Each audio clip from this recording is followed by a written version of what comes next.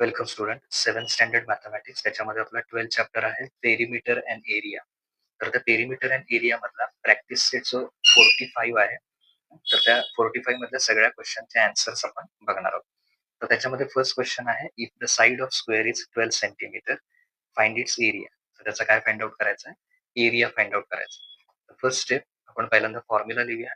Area of square is equal to, तर स्क्वेअरचा area त्याचा फॉर्म्युला काय आहे? Side multiply side.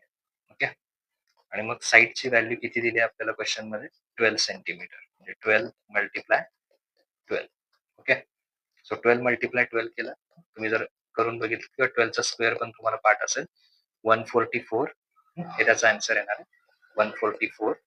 एकतर तुम्ही असं लिहू शकता स्क्वेअर सेंटीमीटर, और दुसरं, कारण युनिट काय दिलेलं आहे? सेंटीमीटर. त्यामुळे इथे तुम्ही काय म्हणणार? Square centimetre. ओके.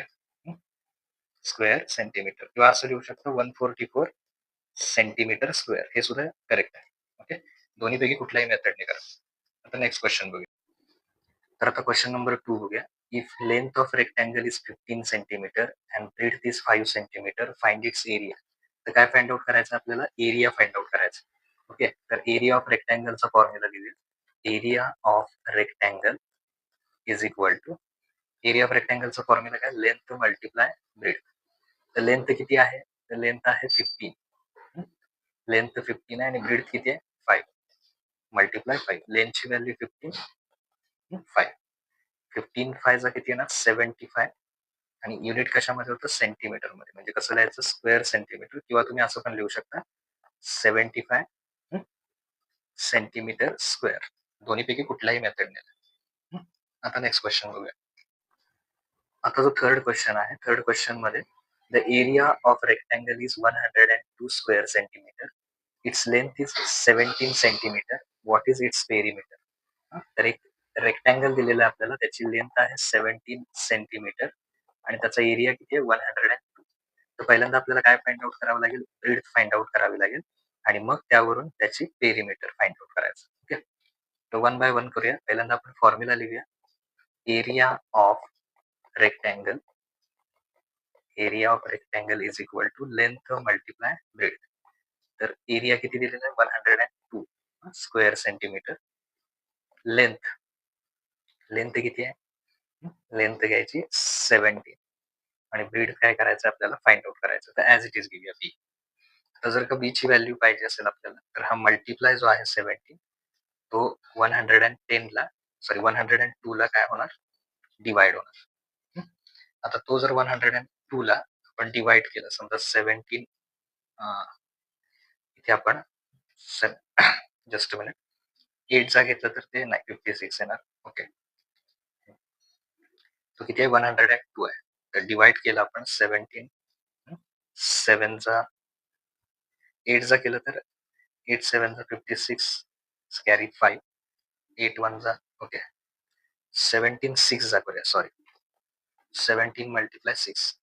तर 2 येणार. 6 7 चा 42, कॅरी 4, 7 1 चा 7, सॉरी 6 1 चा 6 आणि त्याच्यामध्ये 4 ऍड केले तर किती येणार? 10, म्हणजे 102. थोडक्यात 102 ला जर का आपण कितीने डिवाइड केलं? 17 ने डिवाइड केलं आपण. ओके. तर किती येणार? 17 6 चा, आताच मल्टिप्लाय चेक केलं आपण, 17 6 चा 102.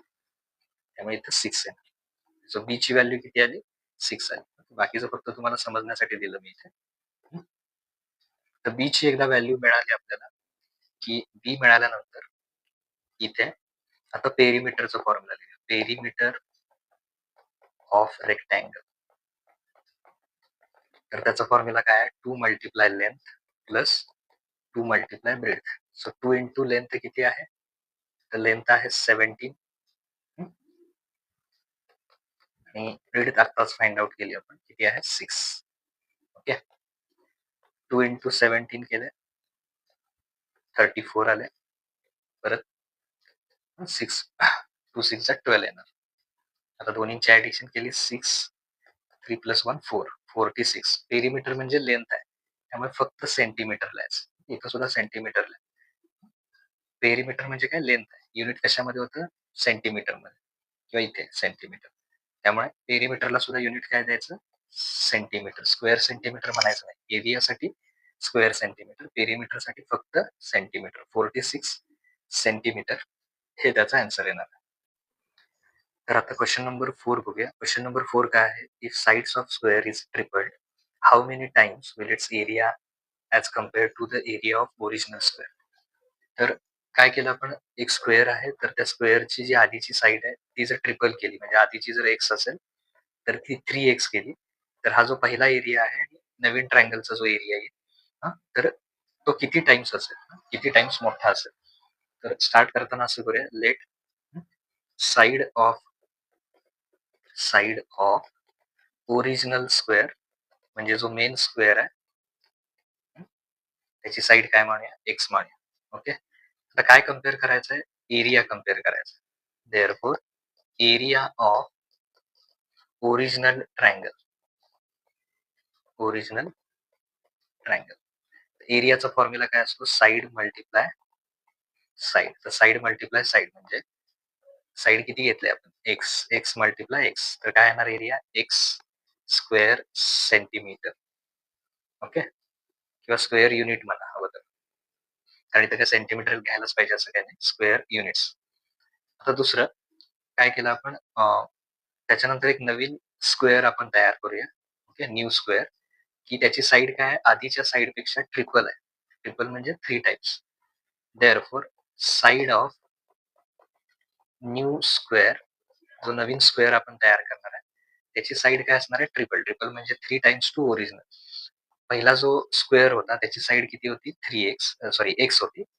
आता नवीन जो स्क्वेअर आहे त्याची साईड काय असणार आहे? ट्रिपल असणार आहे. ट्रिपल म्हणजे मल्टिप्लाय किती करायचे? 3. तर साईड ऑफ स्क्वेअर काय ना? 3x.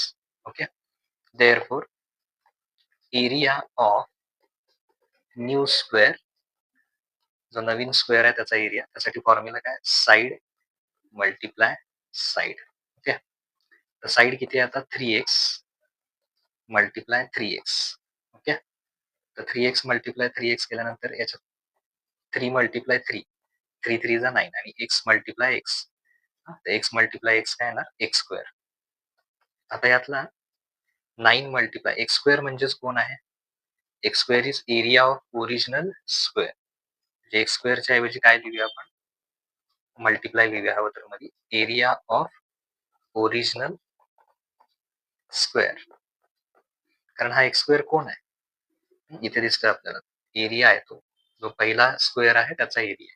म्हणजे किती टाइम्स झाला? तर इथे आन्सर दिसतंय आपल्याला समोर. How many times? 9 times. Okay, so how many word तिथे काढायचा.